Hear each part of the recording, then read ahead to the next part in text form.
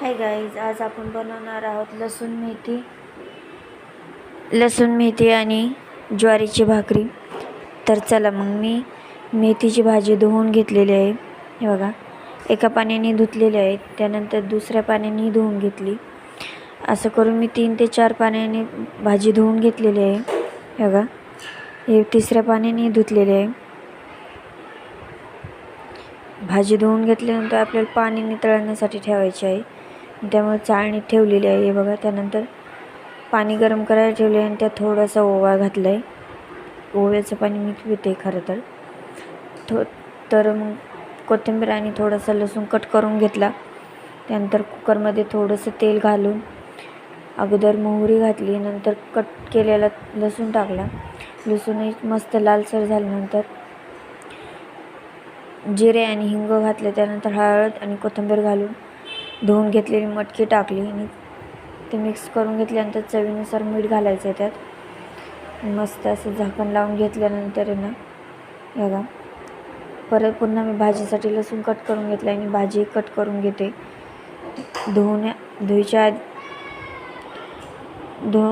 भाजी धुवून घेण्याआधी काही भाजी धुवायची नाही, कट करायची नाही आणि धुतल्यानंतर भाजी कट करून घ्यायची. तोपर्यंत आपलं ओव्याचं पाणी झालेलं आहे. पुन्हा साधं पाणी गरम करायला ठेवलेलं आहे. ते साधं पाणी परत पुन्हा ग्लासमध्ये काढून घेतलं आहे आणि दूध गरम करायला ठेवलेलं आहे. बघा, तर मग आपण पुन्हा भाजी शिजायला घालण्या अगोदर त्यात शेंगदाणे भाजून घेतलेत. बघा, नंतर आता आपल्याला भाजी शिजत घालायची आहे. बघा, त्यासाठी तेल घालून त्यात कट केलेला लसूण घालायचं आहे. तो मस्त लाल झाला. याच्यानंतर आपल्याला आपण जे कापून कट करून जी भाजी घेतलेली होती ती टाकून घ्यायची आहे. ती मस्त अशी आपल्याला मिक्स करून घ्यायची लसूणसोबत. बघा, त्यानंतर आपल्याला त्यात मीठ घालायचं आहे. बघा, मीठ घातल्यानंतर बघा चवीनुसार आपल्याला मीठ घालायचं आहे, जेणेकरून त्याला थोडंसं पाणी सुटेल आणि भाजी मस्त शिजेल. इतर एक पाणी घालायचं नाही. मीठ मिक्स करून आपल्याला त्यावर झाकण ठेवून द्यायचं आहे. तोपर्यंत आपण भाजीची तयारी करूया. त्यासाठी मी भाजून घेतलेले शेंगदाणे बारीक केले, त्यातच फुटाणे आणि हवरी घालून घेणार आहोत आपण. ते मिक्स करून घ्यायचं आहे मस्त. बघा, तर तोपर्यंत मी चहा ठेवला आहे आणि त्याने भाजीही झालेली आहे, तीच काढून घेऊया आपण. बघा, भाजी तर काढून घेतली आणि मस्त अशी भाकरीची तयारी करणार आहे मी. भाजी मस्त अशी थंड करायला ठेवून भाकरीची तयारी करून घेते मी. बघा, भाकरीसाठी पीठ चाळून घेतलेलं आहे. मस्त असं पीठ मळून घ्यायचं. पीठ चांगलं नाही मळलं तर आपली भाकर चांगली होत नाही, त्यासाठीच हे. बघा, मस्त अशी पीठ करून घेत आहे. तोपर्यंत चहा झालेला आहे. तो चहा आईने घेतलेला आहे. बघा, त्यानंतर मी पीठही मळून घेतलेलं आहे. हे बघा, पीठ मस्त मळलेलं आहे. तर आपल्याला आता भाकरी करायची आहे त्याची. हे बघा, मी जास्त वेळ काही लावणार नाही भाकरींसाठी. हे बघा, तुम्ही पाहू शकता मस्त असं पीठ मळायचं झालेलं आहे. हे बघा, आता मस्त असं एक उंडा करून भाकर थापून घेते मी. हे बघा, मस्त असा उंडा तयार झालेला आहे.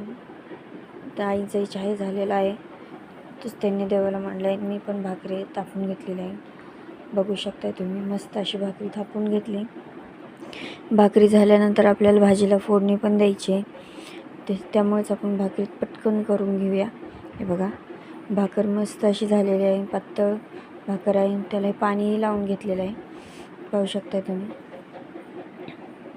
त्यानंतर भाकर भाजलेली आहे, पाहू शकताय तुम्ही. मस्त अशी भाकर झालेली आहे आणि फुगलेली पण तेवढीच आहे. बघा, त्यानंतर शेवटची भाकर झाल्यानंतर मी पुन्हा लसूण कट करते.